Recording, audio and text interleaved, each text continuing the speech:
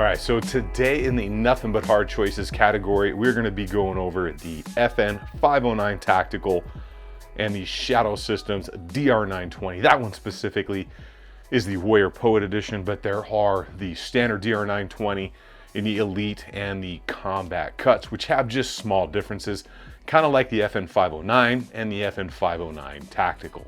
Now, why these two together? They're both great service pistols. They're both meant for duty and hard use, and they are both about in that same price point. These are a little bit more on the pricey spectrum than say your Glocks or your M&Ps. These ones are going to be really close to that $1,000 mark or just slightly under, depending on where you can find them and what the market is doing currently. So today we will compare these, go over the specs, talk about how they feel on the range. You can get a good idea of the differences, similarities, and how these things are in the range, should you be interested or looking for information on one of them over the other. But before we get into that, the sponsor of today's video is Hidden Hybrid Holsters. Now, Hidden Hybrid Holsters brings you that sweet mix of that Amish leather combined with that Kydex, so you get the best of both worlds, the comfort, the concealability, whether you are carrying something in the striker-fired market or whether you're carrying that big iron hammer-fired 1911, they've got something that'll suit and fulfill the needs you are looking for if you're into that leather stuff, and you can check them out at hiddenhybridholsters.com. All right, so let's go ahead and start off with the FN 509, and I will throw the basic specs up on the screen here for you, and we are going to talk about this. So if you don't know about the FN 509, it was FN's submission to the Army modular handgun thing where they were procuring a new pistol and ultimately SIG-1. It is a striker-fired polymer setup on here. Going from magwell to muzzle, you're gonna see a big 24-round fun stick in there. So you're gonna get 117, 124 round. You will have all three different kinds of grip texture on the grip there with those interchangeable back straps. And you can see you've got three different styles of texture, from the front to the back to the sides to the depression up by the magazine release.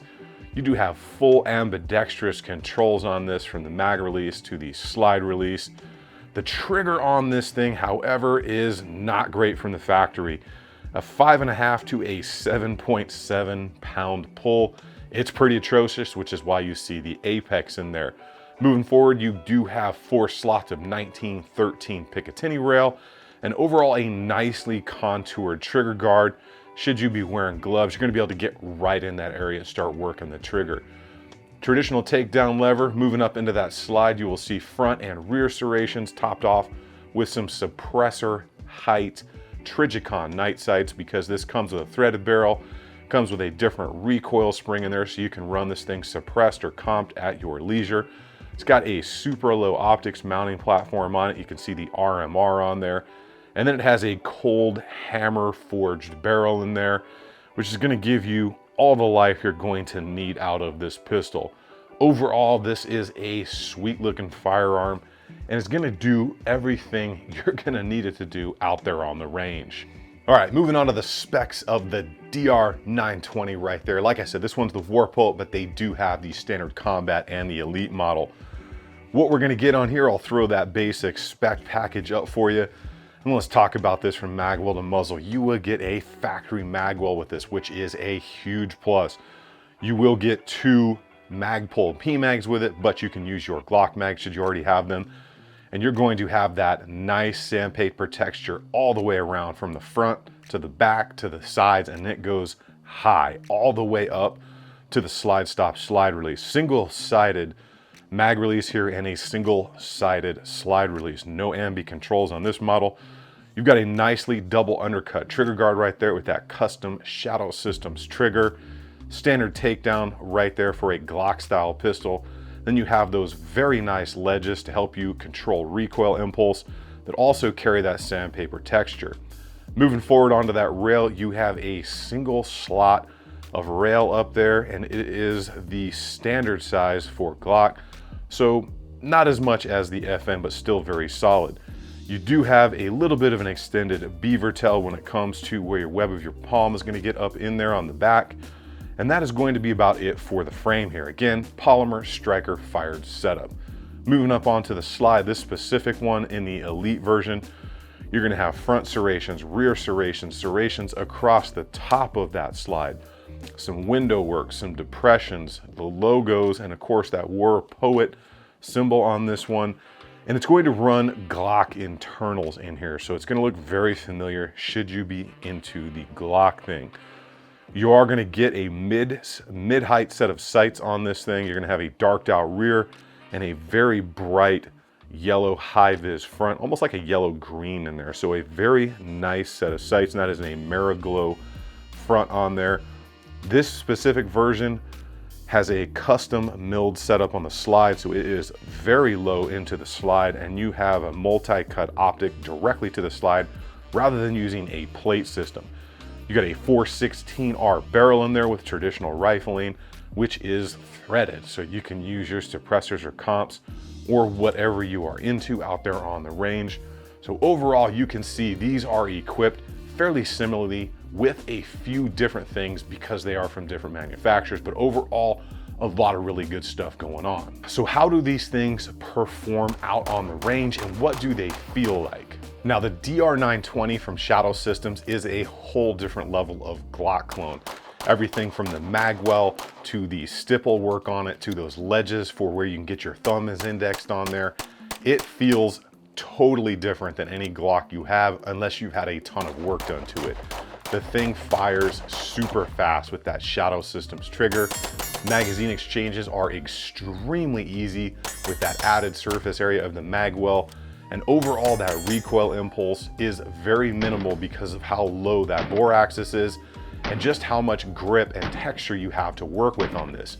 Now, those ledges up there in the front, or those accelerator cuts, or people call them different things, those are going to give you a huge positive out in the range for when you're running pistols, because it gives your thumb an area to depress in there on your support side hand and really keep that muzzle and frame down at a lower angle, or at least return to target much faster. Overall, I love the Shadow Systems, whether it's the MR or the DR system, and I can't wait to get the XR, which is that crossover. They feel fantastic on the range. You can run those things as fast as your skill and abilities are going to let you. Now, moving on to that FN509, I have to say, every time I pick this thing up, even when I've stepped away from it for a while, it feels 100% natural to get right back out on the range with it. Those 24-round magazines provide all the fun you're gonna need out there for dispensing the 2A Pez on the range, training, or just having some fun plinking away at steel with your buddies out there. That aggressive texture on there just gives you a ton to hold on to. Interchangeable back straps allow you to really set this thing up for your hand size. The threaded barrel and everything on this just make it really easy to control. Now, the recoil impulse on the FN509 is extremely controllable as well. It's got a fairly low bore axis. It's a little bit shorter of a slide, so it's a little bit less weight on it. However, that big mag in the grip really does give you the weight in the hand feeling that you might look for in some lighter pistols when you feel the muzzle rise a little bit more than on something a little bit heavier. Now, the FN509 definitely has a different feel of a recoil impulse as compared to the Shadow Systems DR920.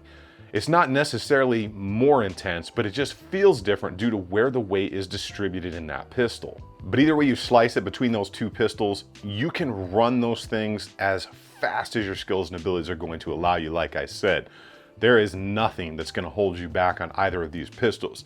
And if you're looking for something to up the game on the FN509, you can always look into something like that Apex Tactical Long Slide. Video on that thing coming soon. That changes the game on that FN509. These are both just exceptional pistols. That DR920 is legitimately built. They wanted that for duty to capture some of that law enforcement, security, executive protection market out there. And that FN509 was the submission to the Army handgun program, and it has been picked up by LAPD in a different version. So lots of good stuff going on with both of them. Now let's talk about the price point on these, because like I said, these ones are in a higher price point. Now, standard DR920 on that Shadow Systems without that optic, it varies in price a little bit. I saw them out there for like $919 to like $989 without the optic on them. And then the FN509 I saw from $899 to about $999. But bear in mind, prices change all the time, and the MSRP is usually never what you're actually gonna pay for it in the store. Most times when things are going crazy, you find them a lot cheaper, and then when things are getting really stupid, you find them more expensive. So it's tough to give you an actual price on them, but they're really close in the price point, and honestly, the performance between the two of them is exceptional on both ends. Both of these pistols can be run like absolute banshees on the range, and they do have some specific things that kind of make them stand out from one compared to the other. When it comes to the FN509, you have a fully ambidextrous setup right out of the box. So left-handed, right hand, doesn't matter. You can run that thing as is, breaking it out of the box. That DR920, you've got that nice magwell that's gonna speed you up out there during those exchanges, give you a little bit of forgiveness should you be a little bit off when inserting that magazine. And that ultra low mounting system direct to the slide is a huge positive for the Shadow systems. Now, when it comes to choosing between the two, you've got to get your butt in the seat and try them out. You've got to get them in your own hand and make that decision, because what feels good to me may feel completely different to you. And a 1 degree difference in angle or front strap or back strap could be the difference between you being completely comfortable with that and not being completely comfortable with it. And it could be that maybe you just like one over the other for the feel of the trigger, the height of the sights.